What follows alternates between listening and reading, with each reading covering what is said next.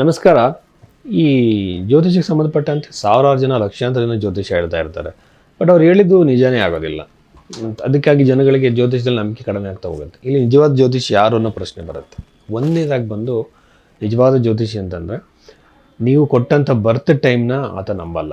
ಆ ಬರ್ತ್ ಟೈಮ್ ಸರಿ ಇದೆ ಅಲ್ವಾ ಅಂತ ಚೆಕ್ ಮಾಡ್ತಾನೆ. ಅದು ಹೇಗೆ ಅಂತಂದರೆ ಲಗ್ನದಿಂದನೇ ಜಾತಕವನ್ನು ನೋಡಬೇಕು, ರಾಶಿಯಿಂದ ಅಲ್ಲ. ರಾಶಿನ ಕನ್ಫರ್ಮೇಷನ್ಗೆ ಮಾತ್ರ ನೋಡಬೇಕಾಗತ್ತೆ. ಲಗ್ನವನ್ನು ಕಂಡುಹಿಡಿದು ಹೇಗೆ? ನಿಮ್ಮ ಜೀವನದಲ್ಲಿ ನಡೆಯುವಂಥ 2-3 ಘಟನೆಗಳನ್ನು ಆತ ಹೇಳಬೇಕು. ಯಾಕೆಂದರೆ ನಿಮ್ಮ ಭೂತದಲ್ಲಿ ನಡೆದಂಥ ಘಟನೆಗಳನ್ನ ಹೇಳಿದವನು ಭವಿಷ್ಯದಲ್ಲಿ ನಡೆಯೋ ಘಟನೆಗಳು ಹೇಳ್ತಾನೆ ಅಂತ ಕನ್ಫರ್ಮ್ ಆಗುತ್ತೆ. ಎರಡನೇದು ಬಂದು ನಿಮ್ಮ ಸೈಕಲಾಜಿಕಲಾಗಿ ನೀವು ಹಿಂಗೆ, ನೀವು ಒಳ್ಳೆಯವರು, ನೀವು ಹೃದಯ ಅಂಥದ್ದು, ನಿಮ್ಮ ಮನಸ್ಸು ಇಂಥದ್ದು ಅಂತ ಹೇಳೋ ಸೈಕಲಾಜಿಕಲ್ ಅಲ್ಲ. ನಿಜವಾದ ಘಟನೆಗಳು ಟೈಮಿಂಗ್ ಸಮೇತವಾಗಿ ಹೇಳಬೇಕಾಗತ್ತೆ. ಟೈಮಿಂಗ್ ಅಂತಂದರೆ ಆ ಟೈಮ್ ಪೀರಿಯಡಲ್ಲಿ ಇಂಥ ಘಟನೆ ನಡೆದಿರೋ ಸಾಧ್ಯತೆ ಇದೆ ಅಂತೇಳಿ.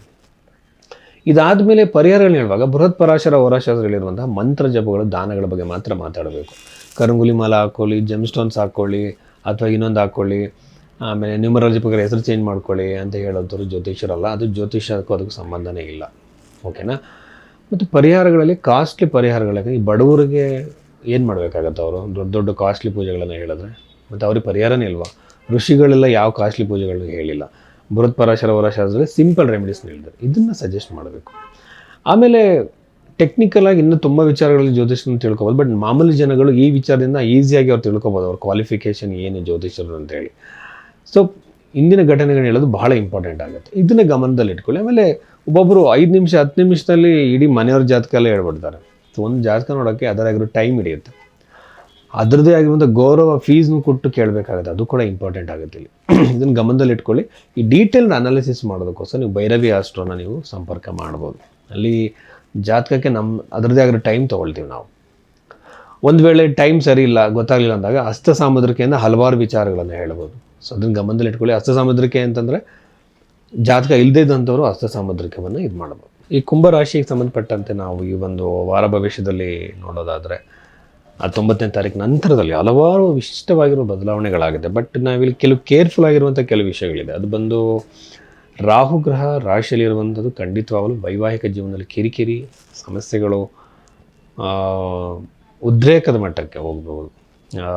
ವಿವಾಹದಲ್ಲಿ ಕೆಲವರಿಗೆ ಮದುವೆ ಬ್ರೇಕ್ ಆಗುತ್ತೆ, ಮ್ಯಾರಿಟಲ್ ಲೆವೆಲ್ ಇಶ್ಯೂಸ್ ಬರುತ್ತೆ, ಕೆಲವರಿಗೆ ಸೆಪ್ರೇಷನ್ ಆಗುತ್ತೆ, ಮಾನಸಿಕವಾಗಿ ದೂರ ಆಗುವಂಥ ಸಾಧ್ಯತೆ ಇರ್ಬೋದು. ಎಲ್ರಿಗೂ ಅಂತಲ್ಲ, ಜಾತಕದಲ್ಲೂ ರಾಹು ನಿಮ್ಮದಲ್ಲಿದ್ದು ಹಾಗೆ ಸಪ್ತಮ ಭಾವ ನಾಶ ಆಗಿದ್ದರೆ ಖಂಡಿತವಾಗ್ಲೂ ಈ ಥರ ಇಶ್ಯೂಸ್ಗಳು ಬರ್ಬೋದು, ಬರ್ದೇ ಇರ್ಬೋದು. It's depending on the dasha which you are running actually. But ಈಗ ಇದನ್ನು ಸರಿಪಡಿಸ್ಕೊಳ್ಳೋ ರೀತಿ ಹೇಗೆ ಅಂತ, ನೀವು ಮದುವೆ ಆಗಬೇಕಾದ್ರೆ ಜಾತಕದ ಹೊಂದಾಣಿಕೆ ಸರಿಯಾಗಿ ಮಾಡಬೇಕು. ನಾನು ಕಂಪ್ಯೂಟರ್ ಮ್ಯಾಚ್ ಮೇಕಿಂಗ್ ಮಾಡ್ತಿದ್ದೀನಿ ಸರ್, ನನಗೆ 36 ಇಷ್ಟು ಪಾಯಿಂಟ್ಸ್ ಬಂದಿದೆ ಅಂತ ಹೇಳ್ತಾರೆ. ಅದಲ್ಲ. ಆಯುಷ್ಯ, ಆರೋಗ್ಯ, ಸಂತಾನ, ವ್ಯಕ್ತಿತ್ವ ನೋಡಿದ್ದಲ್ಲದೆ ಸಪ್ತಮ ಭಾವದಲ್ಲಿ ಡಿವೋರ್ಸ್, ಸೆಪ್ರೇಷನ್ ಚಾನ್ಸ್ ಎಷ್ಟು ಪ್ರಮಾಣದಲ್ಲಿದೆ ಅಂತ ನೋಡಬೇಕು. ಇದಕ್ಕೊಬ್ಬ ಎಕ್ಸ್ಪೀರಿಯನ್ಸ್ಡ್ ಅಸ್ಟ್ರಾಲಜರ್ ಬೇಕು. ಜಾತಕ ನೋಡಿದ್ದೇ ಗೊತ್ತಾಗುತ್ತೆ it's going to be this native is going to have marital issues ಅಂತೇಳಿ. ಸೊ ಇದನ್ನು ಗಮನದಲ್ಲಿ ಇಟ್ಕೊಂಡು ಮ್ಯಾಚ್ ಮಾಡಿಸಿ. ಎಲ್ಲ ಜ್ಯೋತಿಷರುಗಳಲ್ಲ, ಎಕ್ಸ್ಪೀರಿಯನ್ಸ್ಡ್ ಅಸ್ಟ್ರಾಲಜರ್ಸ್ ಮಾತ್ರ ಕೊಡಿ. ಇದರಿಂದ ಮ್ಯಾರಿಟಲ್ ಲೈಫ್ನ ಸರಿ ಮಾಡ್ಕೋಬೋದು. ಒಂದು ಪೂಜೆಗಳು, ಸ್ವಯಂವರ ಪಾರ್ವತಿ ಮಂತ್ರ. ಇನ್ನೊಂದು ಸೈಕಲಾಜಿಕಲ್ ಆಗಿ ನಾವು ಇನ್ನೊಬ್ಬರನ್ನ ಅರ್ಥ ಮಾಡ್ಕೊಳ್ಳೋದು, ಇನ್ನೊಬ್ಬ ವ್ಯಕ್ತಿನ ಕ್ಷಮಿಸೋದು, ಇನ್ನೊಬ್ಬರು ಹೇಗಿದ್ದಾರೋ ಹಾಗೆ ಅಕ್ಸೆಪ್ಟ್ ಮಾಡ್ಕೊಳ್ಳೋದು, ಡಿಮ್ಯಾಂಡ್ಸ್ನ ಕಮ್ಮಿ ಮಾಡ್ಕೊಳ್ಳುವಂಥದ್ದು. ಎರಡನೇದು ಬಂದು ಹೊಸ ಬಿಸ್ನೆಸ್ಗಳಿಗೆ ಇನ್ವೆಸ್ಟ್ಮೆಂಟ್ಗಳನ್ನ ಮಾಡ್ತಾಯಿದ್ರೆ ಖಂಡಿತವಾಗಲೂ ಸಹ ಅನುಕೂಲ ಆಗುತ್ತೆ.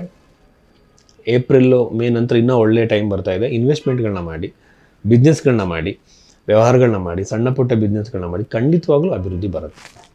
ಈ ರಾಶಿಯವರಿಗೆ ಉತ್ತಮ ಒಂದು ರೀತಿ ಸಮಾಧಾನದ ಮನಸ್ಥಿತಿ ಜಾಸ್ತಿ. ಈ ಕುಂಭರಾಶಿ ಅಂತ ತಾಳ್ಮೆ ಹೆಚ್ಚಾಗಿರುತ್ತೆ. ಸೊ ಹಾಗಾಗಿ ನಾನು ಹೇಳೋದೇನೆಂದರೆ ಈ ಒಂದು ರಾಶಿಯವರು ಇನ್ವೆಸ್ಟ್ಮೆಂಟ್ ಮಾಡೋದಕ್ಕೆ ಒಳ್ಳೆಯ ಸಮಯ. ಮೂರನೇದಾಗಿ ಬಂದು ಸಾಲದ ಸಮಸ್ಯೆಯಲ್ಲಿರುವಂಥವ್ರಿಗೆ, ಸಾಲ ಇದೆ ಅಂತ ಅಂತಿದ್ರೆ ಸಾಲದಿಂದ ಹೊರಗಡೆ ಬರೋಕ್ಕೆ ಯಾವುದು ಪೂಜೆಗಳು ಆಗಲಿ, ಯಾವುದು ಹೋಮಗಳಾಗಲಿ ಇಲ್ಲ. ಫೈನಾನ್ಷಿಯಲ್ ಡಿಸಿಪ್ಲಿನು, ಹಾರ್ಡ್ ವರ್ಕ್ ಮಾಡಿ ಸಾಲ ತೀರಿಸುವಂಥದ್ದು, ಸೆಲ್ಫ್ ಡಿಸಿಪ್ಲಿನ್, ಅನವಶ್ಯಕ ಖರ್ಚುಗಳನ್ನ ತಡಿಬೇಕು. ಬಟ್ ಒಂದೇ ಒಂದು ಮಂತ್ರ ಜಪ ನಾನು ಸಜೆಸ್ಟ್ ಮಾಡ್ತೀನಿ. ಓಂ ಮಹಾಲಕ್ಷ್ಮಿಯೇ ನಮಃ ಅನ್ನುವಂಥದ್ದು. ಈ ಮಂತ್ರವನ್ನು ಸಜೆಸ್ಟ್ ಮಾಡಿದ್ರೆ ಖಂಡಿತವಾಗಲೂ ಸಹ ಅವರಿಗೆ ಪ್ರತಿದಿನ ಹೇಳೋದ್ರಿಂದ ಮಾಡೋದ್ರಿಂದ ನನ್ನ ಪ್ರಕಾರ ಫೈನಾನ್ಷಿಯಲ್ ಸಮಸ್ಯೆ ತುಂಬ ಜನ ಹೊರಗಡೆ ಬಂದಿದ್ದಾರೆ. ಅದಕ್ಕೆ ಡಿಸಿಪ್ಲಿನು ಬೇಕಾಗುತ್ತೆ. ಇನ್ನು ಉದ್ಯೋಗಕ್ಕೆ ಸಂಬಂಧಪಟ್ಟಂತೆ ಬಹಳ ಚೆನ್ನಾಗಿದೆ ಟೈಮು. ವಿದೇಶದಲ್ಲಿ ಉದ್ಯೋಗ ಪ್ರಯತ್ನ ಮಾಡ್ತಿರೋರು, ವಿದೇಶದಲ್ಲಿ ಇದ್ದುಕೊಂಡೇ ಉದ್ಯೋಗಕ್ಕೆ ಟ್ರೈ ಮಾಡ್ತಿರೋಂಥವ್ರು ಬಹಳ ಉತ್ತಮ. ಅಭಿವೃದ್ಧಿ ಅನುಕೂಲ ಆಗುತ್ತೆ. ಪ್ರಮೋಷನ್ಗಳು ಸಾಧ್ಯತೆ, ಟ್ರಾನ್ಸ್ಫರ್ ಸಾಧ್ಯತೆ, ಹೊಸ ಉದ್ಯೋಗಗಳು, ಮಲ್ಟಿಪಲ್ ಆಪರ್ಚುನಿಟೀಸ್ ಸಿಗೋ ಸಾಧ್ಯತೆ ಬರುತ್ತೆ. ಇದಾದಮೇಲೆ ಎರಡನೇದಾಗಿ ಇನ್ನೊಂದು ಬಹಳ ಮುಖ್ಯವಾಗಿರೋದು ಏನಂತಂದರೆ ನನಗನ್ನಿಸ್ತಾ ಇರುವಂಥದ್ದು ಶನಿಗ್ರಹದ ಒಂದು ಸಂಚಾರ ಎರಡನೇ ಮನೇಲಿ ಇರುವಂಥದ್ರಿಂದ ಒಂದು ಸಲ ಏನಾಗುತ್ತೆ 12ನೇ ಮನೆಯೂ ಆಗ್ತಾನೆ, ರಾಶಿಧಿಪತಿನೂ ಆಗ್ತಾನೆ, ಲಾಸ್ಗಳು ಆಗ್ಬೋದು. ಸ್ವಲ್ಪ ಕೇರ್ಫುಲ್ಲಾಗಿ